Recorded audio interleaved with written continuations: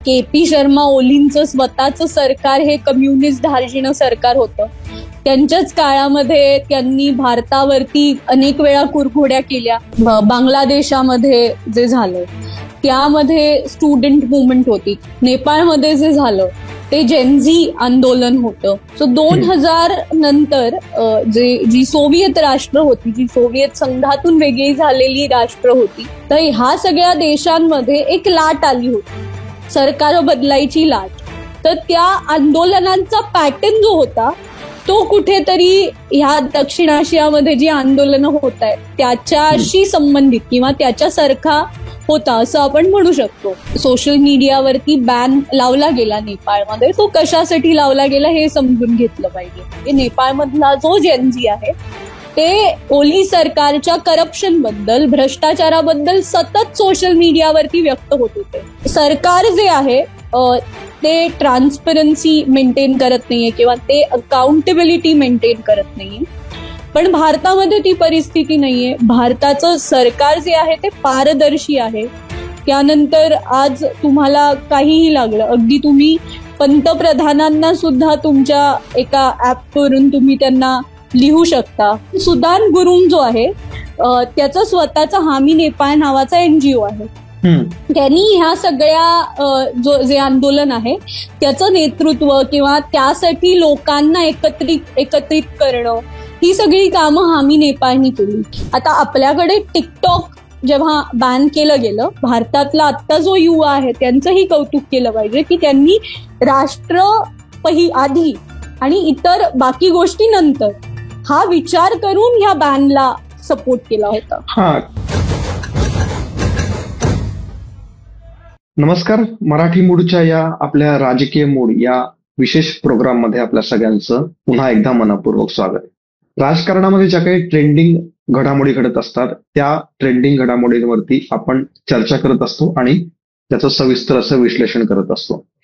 आजचा आपला विषय आहे नेपाळ, त्यानंतर भारत आणि एकूणच दक्षिण आशियातलं जे काही अस्थिर राजकारण किंवा अस्थिर वातावरण झालेलं आहे त्या विषयावरती आपल्याला या आजच्या व्हिडिओमध्ये चर्चा करायची आहे.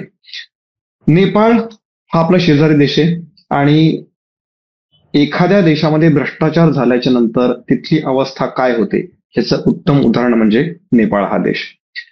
तिथल्या जेनझींनी उठाव केला आणि या जेनझींच्या उठावानंतर अशी काही त्या ठिकाणी क्रांती झाली की सरकार बदललं, सरकार पालटलं.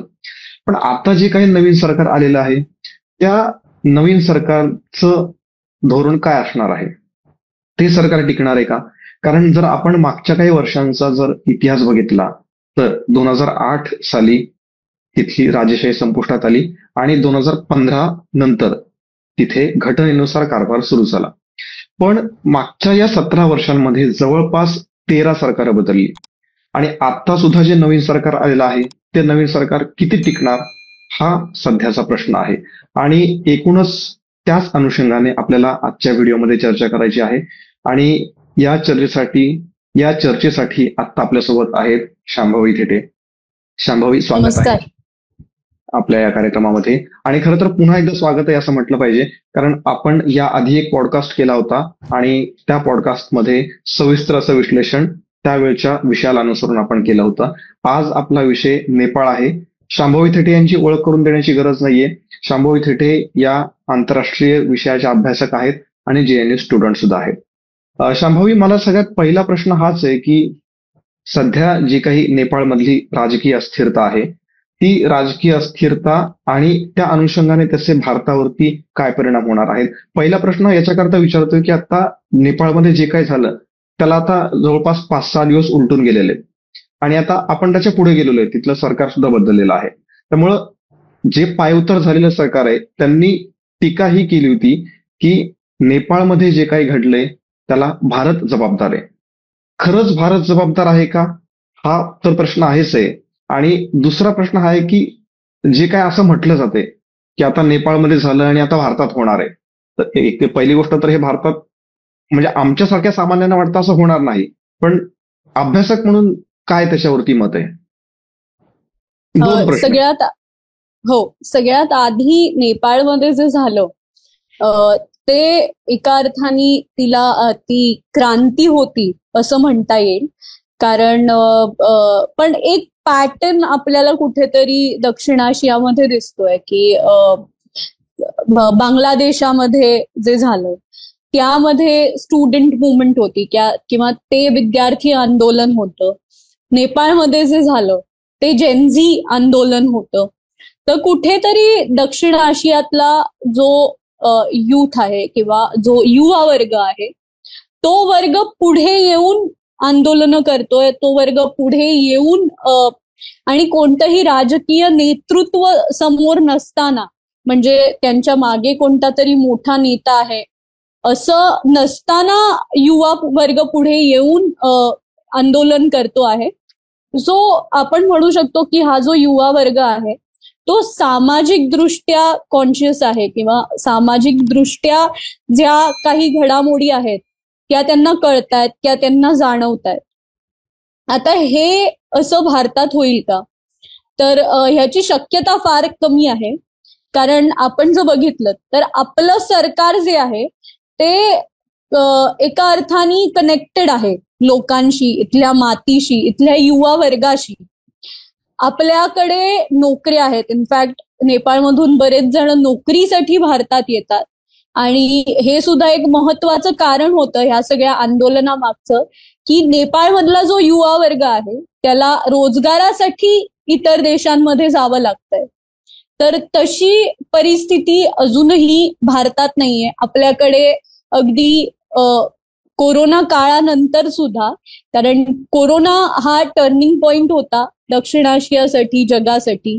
ह्याच्या नंतर सगळ्या देशांची आर्थिक घडी विस्कटली होती आणि भारतामध्ये कोरोना नंतर अर्थातच आर्थिक काय म्हणतात एक इम्पॅक्ट आपण भोगलेलाच आहे किंवा भोगतोय, पण तो इतका स्ट्रॉंग नाही आहे. त्याची कारणं म्हणजे सरकारच्या ज्या पॉलिसीज आहेत त्या आर्थिक पॉलिसीज आहेत. सरकार डिजिटलाइज्ड मॅनरमध्ये चालल्यामुळे आज युवा वर्ग सरकारशी कनेक्ट करू शकतंय. हे दुसरं कारण होतं नेपाळमधल्या आंदोलनाचं की सरकार जे आहे ते ट्रान्सपरन्सी मेंटेन करत नाहीये किंवा ते अकाउंटेबिलिटी मेंटेन करत नाहीये. पण भारतामध्ये ती परिस्थिती नाहीये. भारताचं सरकार जे आहे ते पारदर्शी आहे. त्यानंतर आज तुम्हाला काहीही लागलं, अगदी तुम्ही पंतप्रधानांना सुद्धा तुमच्या एका ऍपवरून तुम्ही त्यांना लिहू शकता आणि तुम्ही स्वतःचा ब्लॉग तयार करू शकता. तुम्ही पत्र लिहिलीत की त्या भारत सरकारकडून लगेच त्याला उत्तरं मिळतात आणि आजकाल तर एका महिन्याच्या आधी सगळे जे प्रॉब्लेम्स आहेत ते सोडवण्याचा प्रयत्न होतो. त्यामुळे सरकार हे लोकांशी इथल्या कनेक्टेड आहे आणि युवा वर्गाशी कनेक्टेड आहे. त्यामुळे ही भारतात असं होण्याची शक्यता कमी आहे.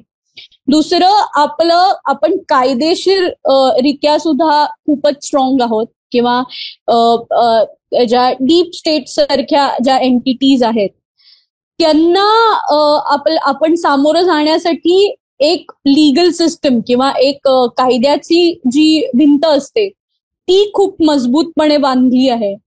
आणि त्यामुळे ह्या सगळ्या गोष्टी, कारण मोठं आंदोलन जेव्हा होतं तेव्हा कुठे ना कुठेतरी फंडिंग किंवा जे काही जो पैसा असतो तो मोठा मुद्दा असतो. तर अशा गोष्टी आपल्या देशामध्ये जे काही जे इलिगल किंवा जे बेकायदेशीररित्या देशामध्ये फंडिंग आणू इच्छितात अशा गोष्टींना आळा घालण्यासाठी सरकारने आधीच काही निर्बंध आणि कायदेशीर तरतुदी केल्या आहेत आणि म्हणून ह्याच सगळ्या गोष्टींमुळे असं काहीतरी भारतात व्हायची शक्यता कमी आहे. आणि एक तो प्रश्न अजून एक आहे की भारत या सगळ्याच्या पाठीमागे असं के.पी. शर्मा ओली जे आहेत ते म्हटले होते. हा बेसलेस आरोप वाटतो का? काय वाटतं याच्या पाठीमागे? हा आरोप खरं तर बेसलेसच आहे. कारण का की के.पी. शर्मा ओलींचं स्वतःचं सरकार हे कम्युनिस्ट धार्जिणं सरकार होतं. त्यांच्याच काळामध्ये त्यांनी भारतावरती अनेक वेळा कुरघोड्या केल्या. भारत आणि नेपाळ हे खरं तर काय म्हणतात अतिशय लहान भाऊ आणि मोठा भाऊ जसे असतात तसे भारत आणि नेपाळचे संबंध होते. पण चीनला काही प्रोजेक्ट द्यायचे किंवा चीनसाठी काहीतरी करायचं ह्या दृष्टीने केपी ओली सरकार काम करत होतं. आणि हे मी नाही म्हणत, हे नेपाळमध्ये आंदोलन केलेला युवा म्हणतोय की आज चीनी लोक आमच्याकडे येऊन कामं करतायत पण नेपाळी लोकांना इथे नोकऱ्या मिळत नाहीये. आणि हे केपी ओली सरकारनी केलं आहे. त्यामुळे ते जे आरोप करतायत ते त्यांच्या वैचारिक दृष्टीने किंवा त्यांच्या राजकीय फायद्यासाठी ते करतायत असं मला वाटतं. याच्यातला एक आत्ताचा एक महत्वाचा मुद्दा असा आहे की सोशल मीडिया हा याच्यामध्ये सेंटर पॉइंट होता. ऍक्च्युली त्या एका कारणामुळे हे सगळं घडलेलं आहे नक्कीच नाहीये. भ्रष्टाचार हा कारणीभूत होता, इतर काही गोष्टी, बऱ्याचशा गोष्टी कारणीभूत होत्या, नेपोटिझम आणि त्या सगळ्या गोष्टी. नेपाळमध्ये सोशल मीडिया बॅन केला, नंतर तो उठवला. आपल्याकडची सुद्धा अशीच कंडिशन आहे. आता तुम्ही आता सांगितलं की नेपाळच्या जवळ म्हणजे चीनच्या जवळ जाण्याचा नेपाळचा प्रयत्न दिसून येतो. टिकटॉक हे तिकडे बॅन नाहीये, आपल्याकडे बॅन आहे. आणि आपल्याकडे बऱ्याचशा चायनीज जे ऍप्स आहेत ते आपल्याकडे डायरेक्टली बॅन नाही आहेत पण खूप रिस्ट्रिक्शन्स आहेत. तर आपल्या सोशल मीडियाच्या ज्या काही गाईडलाईन्स आहेत त्या आणि नेपाळ आणि एकूणच दोन्ही देशातली जेनझी याच्यावरती काय मत आहे? सगळ्यात आधी म्हणजे जो सोशल मीडियावरती बॅन लावला गेला नेपाळमध्ये तो कशासाठी लावला गेला हे समजून घेतलं पाहिजे. सुप्रीम कोर्टाचं नेपाळचं वर्डिक्ट होतं. म्हणजे नेपाळमधल्या सुप्रीम कोर्टाने सर्वोच्च न्यायालयाने असं सांगितलं होतं की ज्या सोशल मीडिया कंपनीज आहेत म्हणजे फेसबुक असू दे किंवा युट्यूब असू दे किंवा एक्स असू दे आणि काही चायनीज कंपनीही होत्या त्याच्यामध्ये, असं नाहीये चायनीज कंपनीज नव्हत्या, तर ह्या सगळ्यांनी त्यांची जी ऑफिसं आहेत ती नेपाळमध्ये उघडावीत. आणि त्यांनी एक अशी काय म्हणतात एक सिस्टम तयार करावी की ज्यामुळे ज्या काही फेक न्यूज किंवा जो काही फेक कंटेंट नेपाळमध्ये अगदी गावागावांमध्ये पोहोचतोय त्याला कुठेतरी आळा बसेल आणि त्याच्यावरती काहीतरी रिस्ट्रिक्शन्स घातली जातील. तर ही जी भूमिका आहे सुप्रीम कोर्टाची नेपाळी ती अतिशय योग्य भूमिका आहे. आता ह्याच्या मागे राजकारण कसं झालं, एक तर ही जी टाइम फ्रेम त्यांनी दिली होती की इतके दिवसांमध्ये हे झालं पाहिजे, तर ती टाइम फ्रेम अतिशय कमी होती. त्यांनी फक्त 7 दिवसांचा वेळ दिला आणि कोणत्याही इंटरनॅशनल कंपनीला 7 दिवसात आपलं ऑफिस उघडून ते पूर्णपणे फुल फ्लेज दृष्ट्या लोकांना काय म्हणतात कामावरती नोकरीवर घेऊन चालवणं ही आत्ता तरी अशक्य प्राय गोष्ट आहे. तोच जर ती जो वेळ 3 महिन्यांची असती किंवा 6 महिन्यांची असती तर कदाचित हे आंदोलन झालं नसतं. आता नेपाळी सोशल म्हणजे जे ट्विटर आहे किंवा फेसबुक आहे त्याच्यावरती नेपाळमध्ये ऑलरेडी अशा पद्धतीचा कंटेंट किंवा ओली सरकारबद्दल नाराजगी किंवा जे काही म्हणतात लोकांच्या मनातला असंतोष व्यक्त होतच होता. ही गोष्ट मागच्या 1-1.5 महिन्यांपासून चालू आहे की नेपाळमधली जी जनता आहे, नेपाळमधला जो जेनझी आहे ते ओली सरकारच्या करप्शन बद्दल, भ्रष्टाचाराबद्दल सतत सोशल मीडियावरती व्यक्त होत होते. ओली सरकारने ह्या वर्डिक्टचा फायदा घेतलेला आपल्याला दिसतोय की सुप्रीम कोर्टाचं हे वर्डिक्ट आलं त्याच्यानंतर ओली सरकारनी स्वतःच्या सरकारची बदनामी होऊ नये किंवा आपले जे करप्शन आहेत किंवा जे काही मंत्र्यांची मुलं आहेत त्यांचं राहणीमान आहे त्याच्यावरती जी नेपाळी जनता भडकली आहे त्याला काउंटर करण्यासाठी, त्याला आळा घालण्यासाठी ह्या नेपाळी ओली सरकारनी सोशल मीडिया बॅन लगेच म्हणजे ती गोष्ट लगेच एक्झिक्यूट करायला सुरुवात केली. आणि त्यामुळे जनता अजून भडकली की जेनझीसाठी सोशल मीडिया हे अभिव्यक्त होण्याचं माध्यम आहे. आता सुद्धा आपण हा इंटरव्ह्यू करतोय हा अल्टिमेटली युट्यूबवरच जाणार आहे. त्यामुळे माझ्यासाठी मत मांडण्याचं जे मुख्य ठिकाण आहे ते म्हणजे सोशल मीडिया. आणि तोच जर तुम्ही बॅन करत असाल तर तिथे प्रॉब्लेम आहे. आता आपल्याकडे टिकटॉक जेव्हा बॅन केलं गेलं तर त्यासाठी बराच अवेअरनेस होता. म्हणजे आपण टिकटॉक बॅन करतोय हे खूप आधी सांगितलं होतं, किंवा पबजी सारखा गेम आपण जेव्हा भारतामध्ये बॅन केला तेव्हा आपण आधीच सांगितल्या होत्या ह्या गोष्टी, आणि आपण कारणही दिली होती. त्याच्यानंतर आपण आपल्याकडे त्याला सबस्टिट्यूट सुद्धा उपलब्ध होते. म्हणजे भारतामध्ये जे डेव्हलपर्स आहेत किंवा जे IT इंडस्ट्रीमध्ये काम करणारी जी लोक आहेत, आपल्याकडे प्रचंड टॅलेंट आहे आणि आपल्याकडे प्रचंड पाठबळ सुद्धा आहे लोकांना. त्यामुळे त्या गोष्टींचे सबस्टिट्यूट आपल्याकडे आधीच उपलब्ध होते. त्यामुळे जेव्हा ह्या गोष्टी बॅन झाल्या तेव्हा लोकांना कुठे असं वाटलं नाही की आपल्या अभिव्यक्तीवरती कोणीतरी अटॅक करतंय, कारण आपल्याकडे दुसरी माध्यमं होती ज्याच्यावरती आपण व्यक्त होऊ शकत होतो. त्यामुळे आपण जे आपल्या राष्ट्रीय दृष्ट्या जे आपल्यासाठी योग्य आहे, जे आपल्यासाठी सेफ आहे, त्याचा विचार करून आपण ह्या बॅनला किंवा ह्या गोष्टींना सपोर्ट केला. आणि ह्यामध्ये जेवढं सरकारचं कौतुक आपण केलं पाहिजे तेवढं ह्या पिढीचंही कौतुक केलं पाहिजे. भारतातला आत्ता जो युवा आहे त्यांचंही कौतुक केलं पाहिजे की त्यांनी राष्ट्र आधी आणि इतर बाकी गोष्टी नंतर हा विचार करून ह्या बॅनला सपोर्ट केला होता. कारण ज्या वेळेला टिकटॉक बंद झालं होतं, मला माहितीये लोक इमोशनल झाले होते. म्हणजे रडारड झाली, आमचं इन्कमचा सोर्स बंद झाला, किंवा एंटरटेनमेंट किंवा जी काही हॅबिट लागलेली असते, ऍडिक्शन झालेलं असतं, त्याचा त्रास होतो. पण एवढे टोकाची भूमिका कोणी त्यावेळेला घेतलेली नव्हती. आणि खरं तर या निमित्ताने मला अजून एक म्हणजे सांगायचंय की नेपाळ सारखा एक देश आहे जो चीनच्या खूप जवळ जात होता.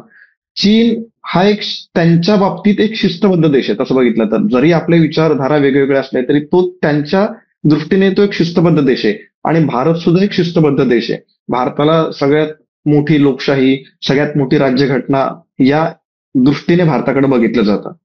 तेव्हा भारताचा आदर्श खरं तर नेपाळ सारख्याने घ्यायला पाहिजे, पण उलट होतंय. म्हणजे भारतावरती आरोप करणं आणि आपल्या देशामध्ये जी काही अस्थिरता आहे त्याला इतर कोणाला तरी दोष देणं हे मुळात चुकीचं आहे असं मला वाटतं. अजून एक प्रश्न होता की एक पॅटर्न आहे मागच्या काही वर्षांपासून, तो दक्षिण आशियामध्ये आपल्याला दिसून येतोय. म्हणजे पाकिस्तान आणि अफगाणिस्तान ह्या देशांचा आपण थोडंसं बाजूला ठेवूया, कारण हे तसेही अस्थिर आणि अशांतच देश आहेत. पण श्रीलंका झाला, आपण मागच्या 4-5 वर्षामधलंच उदाहरणं बघूया.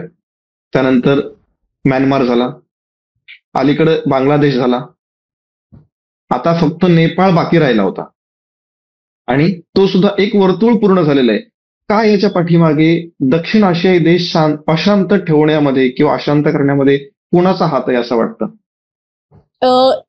एक म्हणजे हा जो सगळा पॅटर्न आहे, सध्या फॉरेन मीडियामध्ये एक टर्म परत येते, ती म्हणजे कलर रिव्हॉल्युशन. सो 2000 नंतर जी सोव्हिएत राष्ट्र होती, जी सोव्हिएत संघातून वेगळी झालेली राष्ट्र होती, तर त्या राष्ट्रांमध्ये युक्रेन असू दे, किर्गिस्तान असू दे, जॉर्जिया असू दे, तर ह्या सगळ्या देशांमध्ये एक लाट आली होती, सरकार बदलायची लाट. आणि ह्या सगळ्या म्हणजे हे जे सगळे आंदोलनं झाली किंवा तिथे जी सरकारं पडली, तर त्या आंदोलनांचा पॅटर्न जो होता तो कुठेतरी ह्या दक्षिण आशियामध्ये जी आंदोलनं होत आहेत त्याच्याशी संबंधित किंवा त्याच्यासारखा होता असं आपण म्हणू शकतो. आणि त्या सगळ्या आंदोलनांना वेगळ्या वेगळ्या रंगांची नावं दिली होती. आणि मेलन रिव्हॉल्युशन होती, रोज होती, ट्युलिप होती, आणि म्हणून त्यांना कलर रिव्हॉल्युशन किंवा रंगांची क्रांती असं आपण मराठीत त्याचं भाषांतर करू शकतो. तर हाच पॅटर्न कुठेतरी आपल्याकडे दिसून येतोय. म्हणजे सोशल मीडियाद्वारे लोकांना मोबिलाइज करणं, लोकांचं एकत्रीकरण वेगळ्या वेगळ्या ऍप्सच्या माध्यमातून करणं, लोकांना सांगणं की ह्या ठिकाणी इतके वाजता आंदोलन होणार आहे तर तुम्ही जमा व्हा. ह्या सेम गोष्टी 2000 म्हणजे जवळपास 20-22 वर्षांपूर्वी ह्या सगळ्या सोव्हिएत संघातून वेगळ्या झालेल्या राष्ट्रांमध्ये घडल्या होत्या. आणि त्यामागे अमेरिकेचा, CIA चा हात होता हे अख्ख्या जगाला माहितीये. So that is open secret ज्याला आपण म्हणू शकतो. आता इथे विषय असा आहे की ह्यामध्ये सुद्धा आता अनेक गोष्टी समोर येत आहेत. ह्यामध्ये सुद्धा डीप स्टेट ही जी टर्म आहे किंवा हा जो विषय आहे त्यांचा कुठेतरी हात आहे का ह्याची पडताळणी अर्थात सुरू आहे. आता डीप स्टेट म्हणजे काय? डीप स्टेट म्हणजे काही आर्थिक कंपन्या आहेत ज्यांना आपण आर्थिक क्षेत्रातले दादा म्हणू शकतो, दिग्गज म्हणू शकतो, अशा कंपन्या असू देत, गुप्तचर संघटना असू देत, किंवा काय म्हणतात आपले काही प्रायव्हेट एनजीओज असू देत, अशा सगळ्यांचं एक नेटवर्क असतं आणि त्यांचं उद्दिष्ट हे असतं की मार्केट कॅप्चर करणं आणि तिथे आपले प्रोडक्ट्स किंवा आपली जी सत्ता आहे ती प्रबळ करणं, त्या देशावरती आपला कंट्रोल असणं, यासाठी हे सगळं काम करत असतं. मग त्यामध्ये अनेक गोष्टी असतात. त्यामध्ये तुमची वृत्तपत्र आली, वृत्तपत्रात काय बातम्या दिल्या जातात, त्यातून काय नरेटिव्ह सेट होतात, विद्यापीठांमध्ये तुमच्या अभ्यासक्रमात काय शिकवलं जातं, त्यातून काय नरेटिव्ह सेट होतात. तर हा एक मोठ्या कॉन्स्पिरसीचा भाग असतो. त्याच्यानंतर दुसरी गोष्ट म्हणजे ह्यामध्ये गरजेचं नाहीये कम्युनिस्ट इन्व्हॉल्ड असतील, पण एक काय म्हणतात एक KGBचा एजंट होता, त्याचा युट्यूबवरती एक छान इंटरव्ह्यू अवेलेबल आहे. आपण आपल्या जे दर्शक आहेत ते तो बघू शकतात. आणि त्यांनी ह्याच्यामध्ये KGB कसं काम करायचं म्हणजे KGBचं नेटवर्क कसं होतं आणि ते त्याच पद्धतीने आता सध्या जे आपण डीप स्टेट म्हणतोय त्यांची मोडस ऑपरॅन्डी सेम आहे. तर ते समजून घ्यायला तो एक अर्ध्या तासाचा इंटरव्ह्यू आहे, तो तुम्ही नक्की बघा. म्हणजे मी आता अगदी तो विषय खूपच मोठा होईल म्हणून सगळ्या गोष्टी सांगू नाही शकत, पण तो इंटरव्ह्यू नक्की बघा, तुम्हाला बऱ्याच गोष्टी कळतील. सो ही अशा ज्या काही एंटिटीज आहेत ह्या एकत्रीकरण म्हणजे हे काम करतात मार्केट कॅप्चर करण्यासाठी. तर आता नेपाळ असू दे, भारत असू दे, बांगलादेश असू दे, तर अशा देशांमध्ये सुद्धा अर्थात ह्या एंटिटीज काम करतायत. आता नेपाळचं उदाहरण द्यायचं झालं तर सुदान गुरुंग असू दे किंवा बालेन शाह असू दे, ही दोन महत्वाची नावं होती. आता ज्या कर्की ज्या प्रधानमंत्री झाल्या नेपाळच्या, त्यांचं नाव ह्या सगळ्या आंदोलनामध्ये कुठेच नव्हतं. हे आंदोलन जे दोन जणांनी लीड केलं किंवा ज्याचं नेतृत्व केलं, तर त्यांचा सुद्धा कुठेतरी ह्याच्याशी संबंध आहे का हे पडताळून बघणं अतिशय गरजेचं आहे. कारण सुदान गुरुंग जो आहे त्याचा स्वतःचा हामी नेपाळ नावाचा NGO आहे. त्यांनी ह्या सगळ्या जे आंदोलन आहे त्याचं नेतृत्व किंवा त्यासाठी लोकांना एकत्रित करणं, ही सगळी कामं हामी नेपाळनी केली. आता हामी नेपाळचे जे फंडर्स आहेत ते बाहेर बसलेले असण्याची खूप शक्यता आहे. कारण कोका कोला असू दे किंवा अनेक ब्रिटिश म्हणण्यापेक्षा अनेक पाश्चिमात्य आणि अमेरिकन कंपन्या असू देत, ह्या त्या हामी नेपाळला सतत पैसे पुरवत असतात आणि डोनेशन्सच्या माध्यमातून. त्यामुळे ह्या सगळ्याचा कुठेतरी हात आहे का हे सध्या पडताळून बघणं आपलं सुरू आहे. त्यानंतर बालेन शाह सारखा नेता असू दे, तो काठमांडूचा एक मेयर आहे किंवा एक नगराध्यक्ष आहे जो रॅपर होता.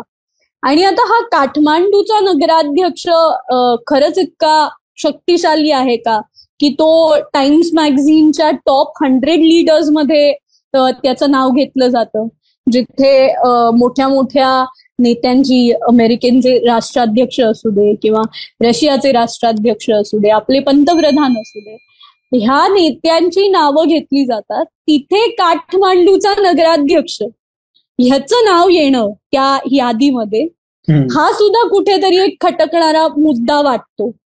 तर ह्या अशा अनेक गोष्टी असतात ज्या आपण डीप स्टेट चा जेव्हा विषय येतो तेव्हा आपल्याला बघाव्या लागतात. आता नेपाळ आणि आता जी काही मणिपूर व्हिजिट मोदींची चालू आहे, त्याच मणिपूरशी संबंधित एक अमेरिकन नागरिक आहे, त्याला नेपाळ विचारायचा होता की काय कॉन्स्पिरसी नेमकी ही. तर त्याला नेपाळमध्ये 2 आठवड्या आधी अटक झाली आता इट्स व्हेरी कॉमन की जे भारतामध्ये जे काही अपराध करतात ते नेपाळमध्ये जाऊन लपतात किंवा तिथे काही झालेले इथे येतात फॉर इंटरनॅशनल शेल्टर. तर त्याला नेपाळमध्ये अटक झाली आणि तो जो होता तो कुकी जे लोक आहेत त्यांना आर्म्स म्हणण्यापेक्षा त्यांना बुलेट प्रूफ जॅकेट असू दे किंवा त्यांना जे लढण्यासाठी लागणारं जे साहित्य आहे ते सगळं तो माणूस कुकी जनतेला पुरवत होता. आणि मग त्याला आता नेपाळमध्ये अटक झाली आणि आता अशा गोष्टी समोर येत आहेत की तो आणि त्याची बायको हे दोघ जण ह्या सगळ्या भागामध्ये म्हणजे मणिपूर आणि इतर आजूबाजूच्या भागांमध्ये जे कन्व्हर्जन होतं किंवा जे त्याचं रॅकेट धर्मांतरणाचं रॅकेट चालवायचं किंवा लोकांना जबरदस्ती पकडून आणून त्यांचं धर्मांतरण वगैरे केलं जायचं. तर ह्या सगळ्या गोष्टी सुद्धा डीप स्टेटचा भाग आहेत. त्यामुळे आता मणिपूरमध्ये सुद्धा खरंच अशा ज्या शक्ती आहेत किंवा जे एनजीओज आहेत जे डोनेशन तर घेतात, जे फॉरेन फंडिंग तर घेतात, पण त्याच्यातून अशीच देशविरोधी कामं करतात. तर हा सगळा भाग सुद्धा आता आपण पडताळून बघणं अतिशय गरजेचं आहे. त्याच्यानंतर बांगलादेशमध्ये खूप मोठा मुद्दा समोर येतोय की अमेरिकन सरकारतर्फे अनेक बांगलादेशी जे आर्टिस्ट आहेत किंवा जे कलाकार आहेत त्यांना एक स्कॉलरशिप दिली गेली. अमेरिकन इन्स्टिट्यूट आहे तिनेच एक ती स्कॉलरशिप दिली. सोशली कॉन्शियस आर्टिस्ट यांना आम्ही स्कॉलरशिप देतोय, यांना आम्ही फंड करतोय. आणि ह्या सगळ्यांनी शेख हसीनांविरुद्ध जे सत्तांतर बांगलादेशमध्ये झालं त्यामध्ये खूप महत्वाची भूमिका निभावली. त्यामुळे ह्या लोकांनी अनेक रॅप केले, अनेक जी काही ट्रेडिशनल बंगाली जी काही गाणी होती ती परत आणली, ती युट्यूबवरती अपलोड केली. त्यामुळे सोशल मीडिया आणि कलाकार ह्यांचा सुद्धा ह्या सगळ्याशी कुठेतरी एक संबंध समोर येतोय. बालेन शाह सुद्धा रॅपर आहे जो नेपाळमध्ये नगराध्यक्ष आहे. तो रॅपर होता, त्यांनी त्याचं करिअरच भ्रष्टाचार आणि नेपोटिझम ह्या गाण्यांवरती, ह्या रॅप्सवरती त्यांनी त्याचं करिअर एस्टॅब्लिश केलं. त्याच्यावरतीच त्यांनी निवडणूक लढवली आणि तो नेपाळचा नगराध्यक्ष झाला. त्यामुळे हा जो सोशली कॉन्शियस आर्टिस्ट हा जो एक भाग आहे ते सुद्धा काय म्हणतात सत्तांतरासाठी कारणीभूत असू शकतात. आणि त्यांचं फंडिंग कुठून येत आहे, त्यांना त्यांच्या मागे आर्थिक पाठबळ काय आहे हे बघणं, हे पडताळणं अतिशय गरजेचं असतं. बरोबर. शेवटचा एक प्रश्न आहे, आपल्याकडे वेळ थोडा कमी आहे. आता नवीन सरकार आलेलं आहे, सुशीला कार्की अंतरिम पंतप्रधान झालेले आहेत. जे चीन धार्जिणं सरकार होतं ते आता बदललंय, पण आता आलेलं सरकार हे भारत धार्जिण असणार आहे का? आणि भारतासोबतचे नेपाळचे संबंध कसे राहणार आहेत, त्याचं काय भविष्य असणार आहे थोडक्यात? कार्की खरं तर खूपच चांगल्या नीत्या सिद्ध होऊ शकतात. बेसिकली सगळ्या राजकीय पक्षांचा कार्कींवरती खूप राग होता आणि कार्कींचं जे युवा नेतृत्व आहे किंवा जे जेनजी आहे त्यामध्ये कार्की इतक्या प्रसिद्ध कशा झाल्या ह्याचं कारण असं आहे, 2017 कार्कींनी एका नेत्याला स्वतःच्या काय म्हणतात जे इन्कम आहे, जे आर्थिक त्याचं इन्कम आहे त्याच्यापेक्षा जास्त प्रॉपर्टी त्यांनी एकत्रित केली आणि त्याचं काळं धन आणि ह्या सगळा काय म्हणतात एकदम खुला चिट्टा त्यांनी सगळा जनतेसमोर आणला. आणि तेव्हा त्या चीफ जस्टिस होत्या नेपाळच्या, म्हणजे सर्वोच्च न्यायालयाच्या एवढ्या मोठ्या पदावरती नेपाळमध्ये पहिल्यांदा कोणतरी बाई बसली आणि आज त्या नेपाळच्या पहिल्या महिला पंतप्रधान झालेल्या आहेत. त्यामुळे करप्शन ला आळा घालण्यासाठी कार्कींचं नेपाळमधलं एक काय म्हणतात वकील म्हणून त्यानंतर जज म्हणून, त्यानंतर चीफ जस्टिस म्हणून काम खूप मोठं आहे. आणि ते कुठेतरी नेपाळी युथ किंवा नेपाळी जो युवा वर्ग आहे त्याला ते भावलंय.